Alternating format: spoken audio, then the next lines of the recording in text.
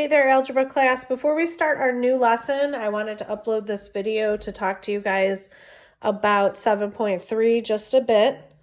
I wanted you to be able to just kind of review, and there were a few questions that I noticed on the homework that you guys didn't quite understand.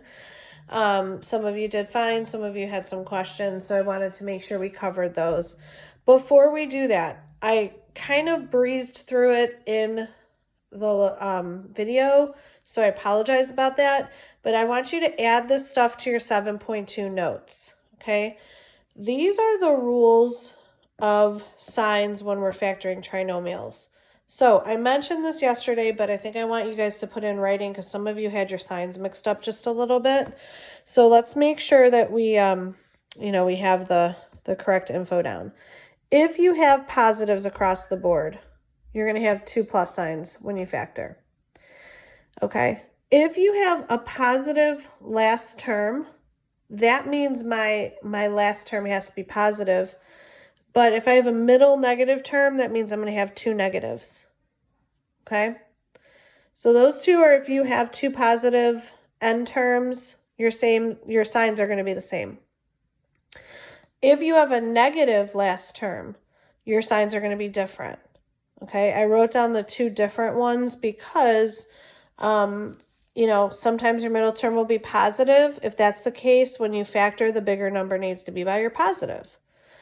If your middle term is negative, then your bigger number is going to have to be by your negative. So this is foolproof right here. You need to remember this. And like I said, if you check your work, and it should all come out to be that way anyways, but this little chart will help you. Okay, so there are 4 problems I wanted to go over from last night's homework that you guys didn't quite get. Not all of you, some of you. So the first one was number 23. X squared minus 6x plus 5. I always start off by putting my 2 sets of parentheses. Okay, then I look at my signs. My last sign is positive, but my middle sign is negative. That means I need to have 2 minus signs or 2 negatives there. That's the only way that'll make that work. Okay, my first term is an x squared, so I know I have to have an x and an x. Okay, so now I've just done my prep work. We're really lucky here because 5 is a prime number. There's only 2 numbers that can fit in there, and that would be 5 and 1.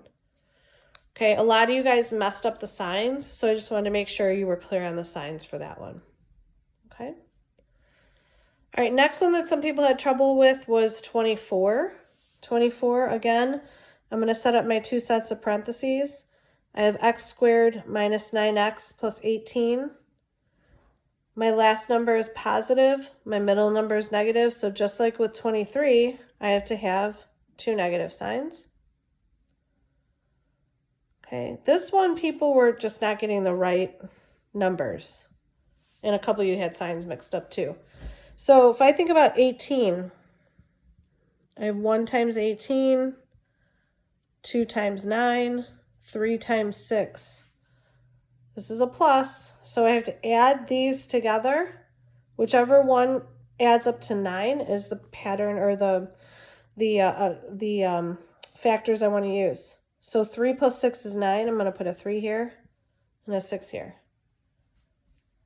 For both of these examples, when the signs are the same, they're both negatives, it doesn't matter if you put the 6 first or the 3, the 1 or the 5. It doesn't matter because the signs are the same.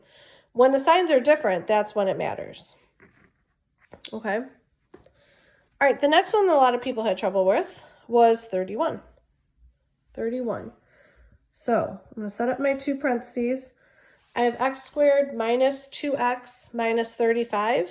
This time, my last number is a negative. So it means I have to have 1 positive and I have to have 1 negative. Cannot work any other way. Because a positive times a negative is a negative. Okay. Put my x's in.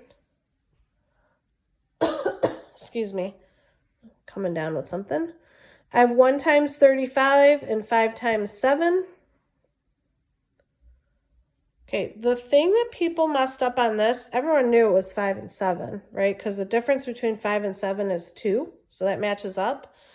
But people were putting the signs in the wrong place, okay? Or the numbers with the wrong signs, I should say. So 7 is my bigger number, and my middle term is negative. So it means I need to put my bigger number by the negative, the smaller one by the positive. So my answer is x times 5. I'm sorry, x plus 5 times x minus 7. Okay, and then the last problem, or 32, is the second to last problem. A lot of people, I don't know if it was because it was a longer problem, a lot of people put a question mark down for this one. That's, I'm hoping it's not because it was a longer problem and you guys didn't want to do the work, but I want to make sure you guys are trying. Okay, this is nothing but plugging and chugging. They wanted you to factor this and then prove that when you plug these numbers in, they're equal to each other. Okay, so factoring this, we would have gotten 9 plus 3 times 9 minus 15. Okay, if we were now to prove that these two are equal to each other, we can take these numbers and plug them in. And if they both equal the same thing, then guess what? You have the same answer. So if I take 0 and I plug it in, I'm going to plug it in here. I have 0 minus, what's 12 times 0? 0 minus 45. That gives me a negative 45. If I plug 0 into this, 0 plus 3 times 0 minus 15. 0 plus 3 is 3, and 0 minus 15 is negative 15. So I have 3 times negative 15, which also gives me negative 45. 0 works. Okay. I would then do the same thing for 1, 2, 3. I think they had you go up to 4. So you'd put 1 in for n